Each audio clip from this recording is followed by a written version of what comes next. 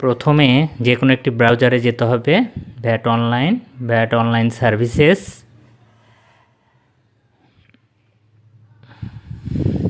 তারপর লগ ইনে যেতে হবে। লগ ইনে আমাদের ইউজার আইডি ও পাসওয়ার্ড দিতে হবে।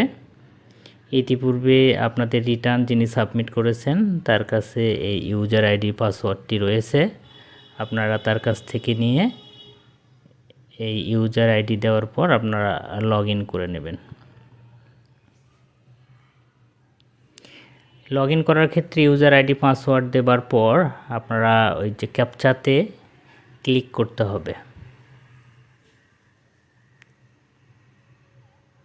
তারপর লগ ইন প্রেস করতে হবে, ঠিক এভাবে।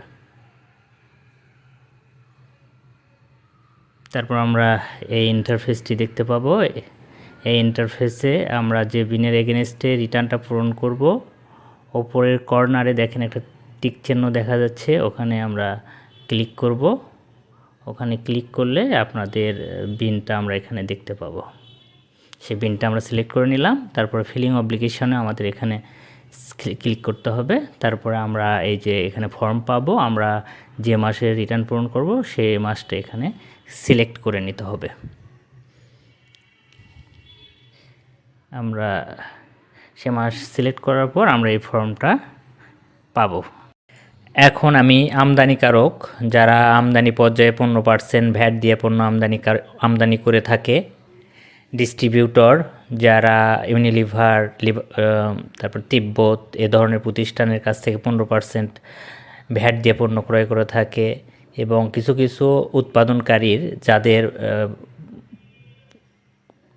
বিক্রয় পর্যায়ে 15% ভ্যাট দিয়ে থাকে, তাদের বিষয়ে কিভাবে রিটার্ন পূরণ করে সেটা আলোচনা করব। তো এটা করার জন্য আমাদের প্রথমে পার্ট 3-তে যেতে হবে। গিয়ে আমাদের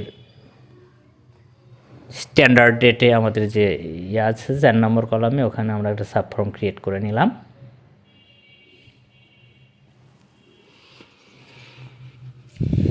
এরকম আপনাদের অনেকগুলো পণ্য থাকতে পারে, একটা একটা করে কলাম ক্রিয়েট করে নিতে হবে। তো আমরা একটা ডিস্ট্রিবিউটরের একটা পণ্য নিয়ে আলোচনা করব, ফেস ক্রিম। তো আমরা প্রথম যে ঘর পণ্য ডেসক্রিপশন, আমরা ফেস ক্রিম লিখলাম। আমাদের এইচএস কোডের দরকার, কিন্তু আমরা তো এইচএস কোড জানি না। এক্ষেত্রে আমাদের যেটা করতে হবে, এই এইচএস কোডটা আমরা এইভাবে গুগলে গিয়ে আমরা এইচএস কোড অফ এই কথাটা লিখে আমরা গুগলে সার্চ দেব।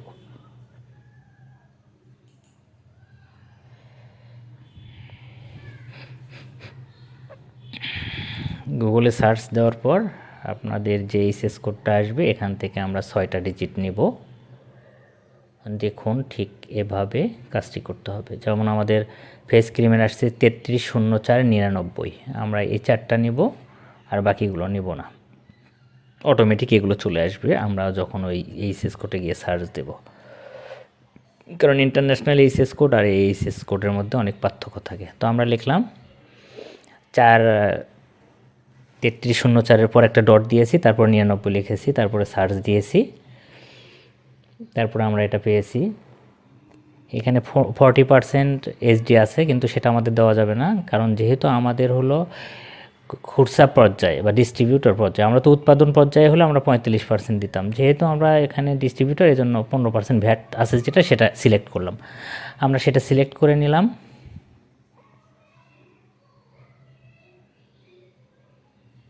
এখন আমরা কত টাকায় সেল করলাম, মনে করলাম 2 লক্ষ টাকা। আমরা সেল 2 লক্ষ টাকা দেখালাম। তারপর অটোমেটিক আমাদের এই ভ্যাটটা ক্যালকুলেট করে দেবে। 30,000 টাকা আমাদের ভ্যাট ক্যালকুলেট করেছে।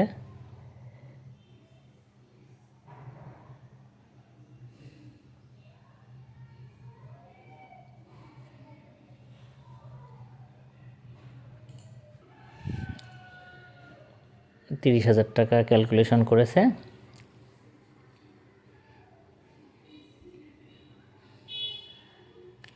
আবার মেইন ফর্মে চলে গেলাম।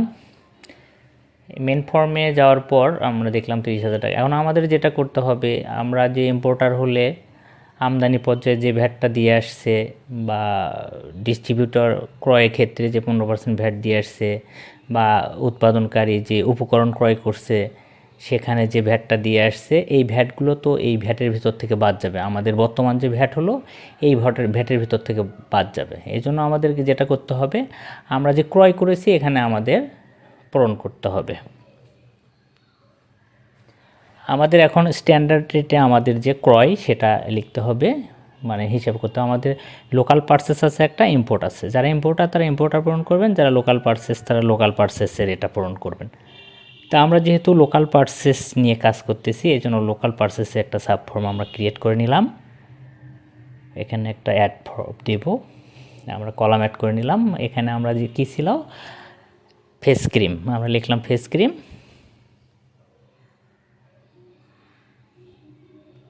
তারপর আমাদের এই এইচএস কোডটা দিতে হবে, আগে যেটা দিলাম 330499। আপনারা এখানে অন্য প্রোডাক্টও ক্রয় থাকতে পারে, ওটাই যেটা সেল করেছেন শুধু সেটাই থাকবে তা না, অন্য অন্য প্রোডাক্টও এটা ক্রয় থাকতে পারে, সেগুলো দিয়ে দেবেন, এভাবে দিবেন, সমস্যা নেই।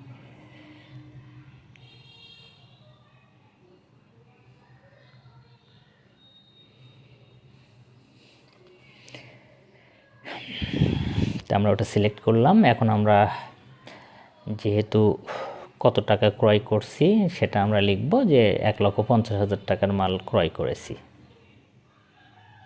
মনে করলাম সেটাই আমরা 2 লক্ষ টাকায় বিক্রি করেছি। এটা তো আমরা অটোমেটিক চলে আসলো আমাদের কত, 22,500 টাকা ভ্যাট এখানে আমরা ক্রয় পর্যায়ে দিয়ে আসছি। যখন আমরা কোম্পানির কাছ থেকে কিনেছিলাম বা কোনো ডিস্ট্রিবিউটরের কাছ থেকে কিনেছিলাম তখন ভ্যাট দিয়ে আসছি 22,500 টাকা। এখন এটা আমাদের সমন্বয় করতে হবে, এটা অটোমেটিক্যালি এখানে সমন্বয় হয়ে যাবে। এই সফটওয়্যারটা এমনভাবে করা হয়েছে অটোমেটিক সমন্বয় হয়ে যায়। আমরা মেইন ফর্মে চলে যাব।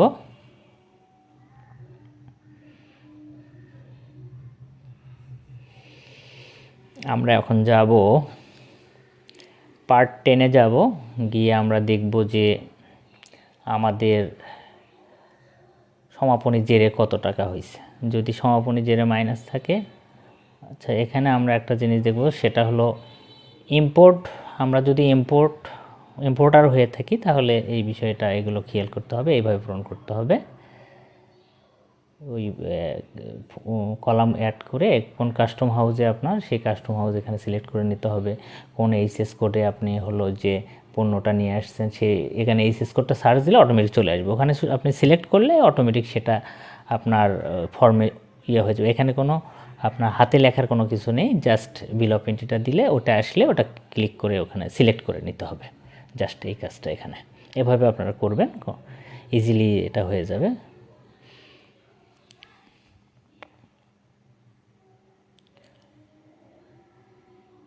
আপনাদের এটি থাক আর হলো আপনাদের ভ্যাট থাক, এটা আপনাদের অটোমেটিক এই বিল অফ এন্ট্রিতে এখানে ইনক্লুড হবে। অনেক সময় ইম্পোর্ট পর্যায়ে যে এটিগুলো দেন সেগুলো এই বিল অফ এন্ট্রি সিলেক্ট করলে এটা অটোমেটিক হয়ে যায়। আর এটা আপনাদের ইম্পোর্টারের ক্ষেত্রে 4 মাসের মধ্যে এটা দাখিলপত্রে দেখাতে হবে আপনাদের বিল অফ এন্ট্রিটা। যদি আপনি 4 মাসের মধ্যে না দেখান তাহলে কিন্তু এটা আপনি আর রিয়াত সমন্বয় করতে পারবেন না, ভ্যাটটা সমন্বয় করতে পারবেন বা এটি সমন্বয় করতে পারবেন না। অতএব 4 মাসের মধ্যে আপনারা করবেন। এখন আমরা পার্ট 10-এ যাব। 10-এ গিয়ে দেখব আমাদের সমাপনী জেরে কত টাকা দেখাচ্ছে। যদি মাইনাস থাকে সেই টাকাটা আমাদের জমা দিতে হবে, যদি প্লাস থাকে তাহলে আমাদের জমা না দিলেও চলবে। তো আমরা এখন পার্ট 10-এ যাচ্ছি। দেখেন পার্ট 10-এ 7,500 টাকা এখানে মাইনাস দেখাচ্ছে, তার মানে আমাদের 7,500 টাকা ট্রেজারি করতে হবে। এটা আপনাদের যে কোনো ব্যাংকে গিয়ে ট্রেজারি করে আপনার এখানে ফর্মটা ফিল আপ করতে হবে। আপনি যদি 7,500 টাকার কম করেন তাহলে কিন্তু এই দাখিলপত্র সাবমিট হবে না। তো যাই হোক, আপনারা ট্রেজারি চালান করার পর পার্ট 9-এ এসে এই ফর্মটা পূরণ করতে হবে। এখানে হলো আপনার ট্রেজারি চালান নাম্বার, কোন ব্যাংকে দিয়েছেন সেটা, সেই ব্যাংকের নাম লিখতে হবে। এখন সব ব্যাংকই ট্রেজারি নেয়, সেই ব্যাংকে আপনি সেই ব্যাংকের নাম লিখে দেন, দিলাম। কোন ব্রাঞ্চে দিয়েছেন সেটা দিলাম, তারপর কত তারিখে দিয়েছেন তারিখটা বসালাম আর কত টাকা দিয়েছেন। আমাদের যেহেতু 7,500 টাকা, এই জন্য 7,500 টাকা দিয়েছি।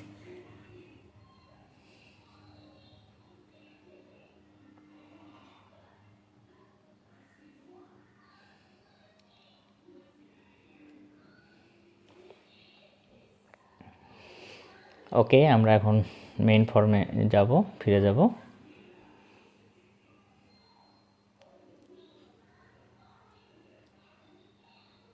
আমাদের দেখেন ক্লোজিং ব্যালেন্স 0 হয়ে গেছে। এখন আমাদের এই রিটার্ন সাবমিট সম্ভব।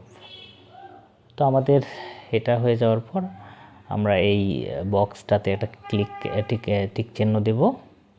মানে এই টিক চিহ্ন এই কথাগুলো বলা আছে যে আমি এই রিটার্নটি পূরণ করেছি। এখানে যদি কোনো ভুল ত্রুটি বা কোনো ভুয়া চালান থাকে তাহলে আমি এর জন্য দায়বদ্ধতা থাকব বা আইনগত শাস্তি মেনে নিতে বাধ্য থাকব। যাই হোক, আমাদের ওকে। এখন 9 রোড দেখালো। আমরা এখন সাবমিট করে দিলে আমাদের এই রিটার্নটা সাবমিট হয়ে যাবে ইজিলি। আপনারা এভাবে আপনাদের রিটার্নটা বাসায় সাবমিট করবেন খুব সহজেই। যাই হোক, আমার ভিডিওটি যদি আপনাদের ভালো লাগে, আপনারা আমার এই চ্যানেলটাকে একটা লাইক দেবেন অথবা একটা সাবস্ক্রাইব করবেন। আপনারা সবাই ভালো থাকেন। আসসালামু আলাইকুম।